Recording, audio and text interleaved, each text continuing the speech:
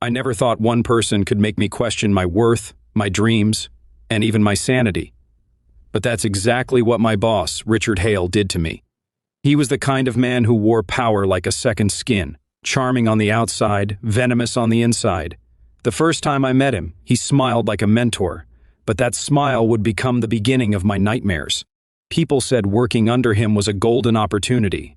For me, it turned into a storm I barely survived. But I didn't just survive. I fought back, and I made sure he'd never destroy another soul again. When I joined Hale Corp, I was full of hope. Fresh out of business school, hungry to prove myself, I poured every ounce of passion into my work. Richard noticed it quickly. He'd call me his rising star. Those words used to light me up. He'd compliment my reports in meetings, praise my strategies, and tell everyone I was the future of the department. I didn't realize it then, but every compliment was a seed he planted, a way to make me trust him before he started to break me apart. It began small, late-night calls about urgent revisions, subtle comments about how I owed my success to his guidance, and little digs disguised as jokes about how I was too emotional to lead. I brushed them off, thinking maybe he was testing my resilience. But then came the projects, the ones he'd assign me with impossible deadlines, knowing they would crush me. And every time I failed to meet one, he'd smile that same poisonous smile and say, "Maybe you're not ready for leadership yet."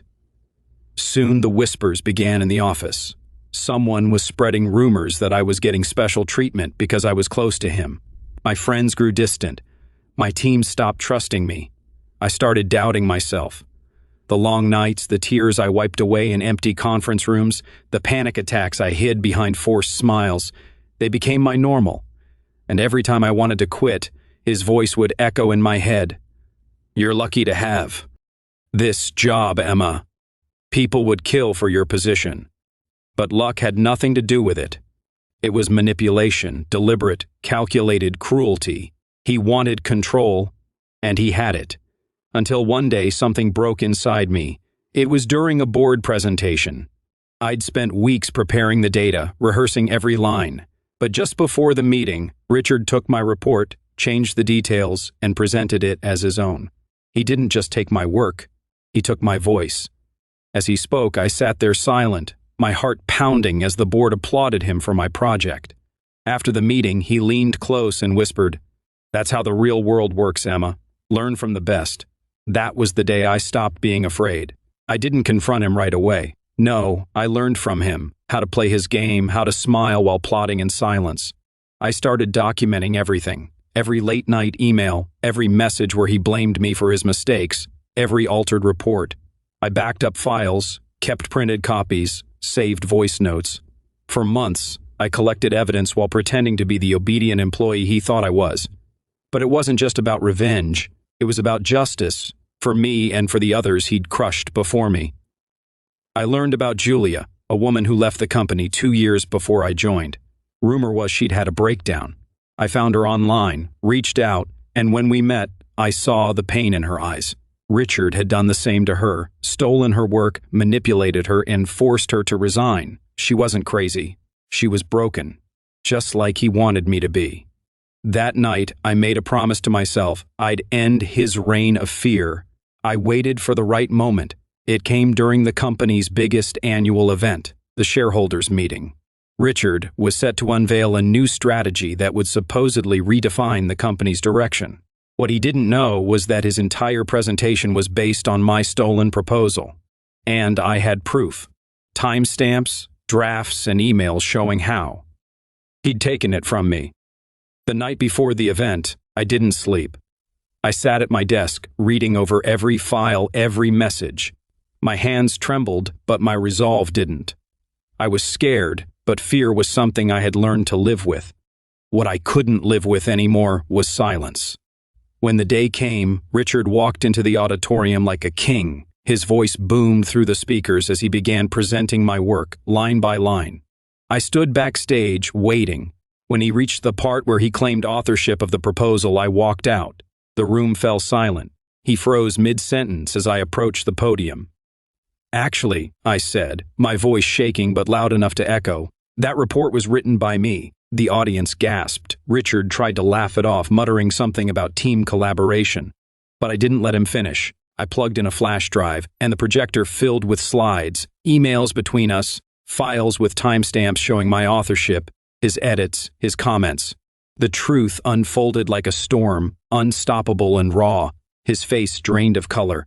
The board members turned to him, whispering. The CEO's expression hardened. For once, Richard had no words. When I finished, I simply said, "This company deserves better leadership, and so do its employees." The next few minutes were chaos. The board called for an immediate investigation. Richard tried to corner me afterward, but security stopped him. I walked out of that building with my head high and my heart heavy. It wasn't triumph I felt, it was release. Within a week, Richard was suspended. Within a month, he was fired. HR reached out to other employees, uncovering more cases like mine. The empire he'd built on fear and deceit collapsed. But justice didn't end there. He tried suing the company for wrongful termination, but the evidence I'd gathered, my careful, patient evidence, destroyed his case.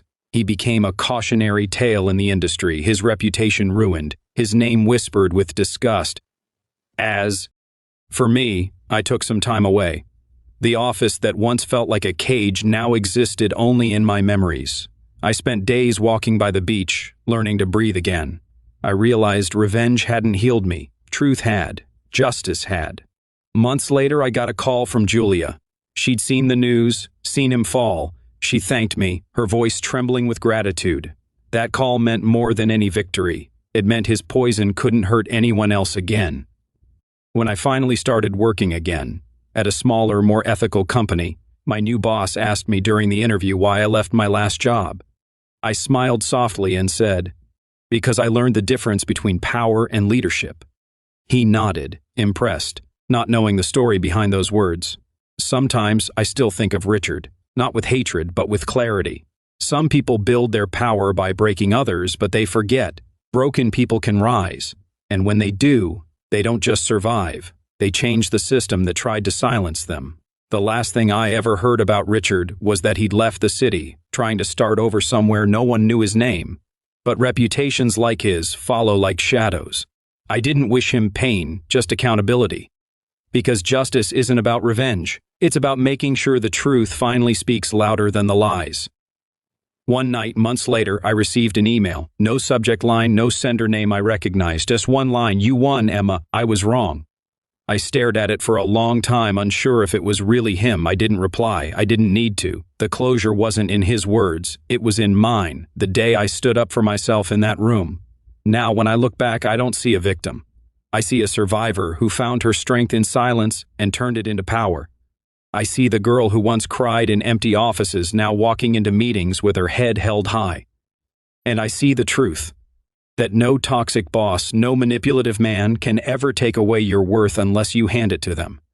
Because in the end, I didn't destroy his career for revenge.